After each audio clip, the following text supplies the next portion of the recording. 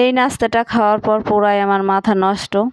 আপনারা একবার যদি আমার এই রেসিপি ফলো করে বাসায় বানিয়ে খান তাহলে অন্য কোনো নুডলস আপনাদের আর ভালো লাগবে না এইভাবে বানানো ছাড়া। একদম পানির মতো ইজি এই নুডলস বানানো। এইখানে আমি 2 প্যাকেট নুডলস নিয়েছি। নুডলসটা আমি একটু হালকা সিদ্ধ করে নিয়েছি। এইখানে আমি দিয়ে দিব 3টা ডিম। ডিম 3টা ভেঙে আমি কুসুমটা আলাদা করে রাখবো। সাদা অংশ দিয়ে আমি নুডলসটা ভালো করে মাখিয়ে নেব।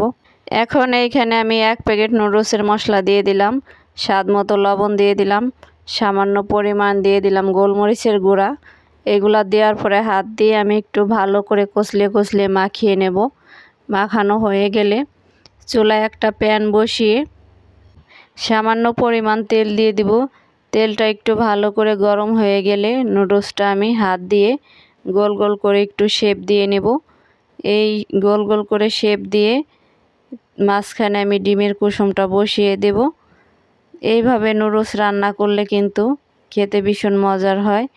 এইটা আমি প্রথম খাইলাম, খেয়ে আমার কাছে মনে হয়েছে এইভাবে আগে কেন নুডলস রান্না করে আমি খাইনি।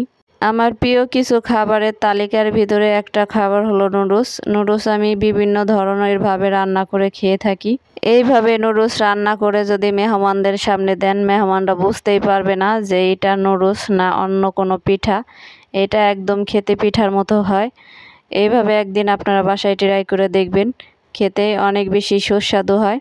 এই নুডলসটা আমি প্রথম রান্না করে খাইলাম, তো আমার কাছে খুব ভালো লাগছে, এই জন্যই আপনাদের সাথে আমি নুডলসটা শেয়ার করলাম। নুডলসটা আমার ভাজা হয়ে গেছে। নুডলসটা আমি টুকরা করে কেটে আপনাদের সামনে একটু পরিবেশন করে দেখালাম। দেখেন অনেক সুন্দর, ভিতরে ফাফালো হয়েছে এবং দেখতে খেতে দুটাই ভালো হয়েছে। ভিডিওটি দেখার জন্য সবাইকে ধন্যবাদ।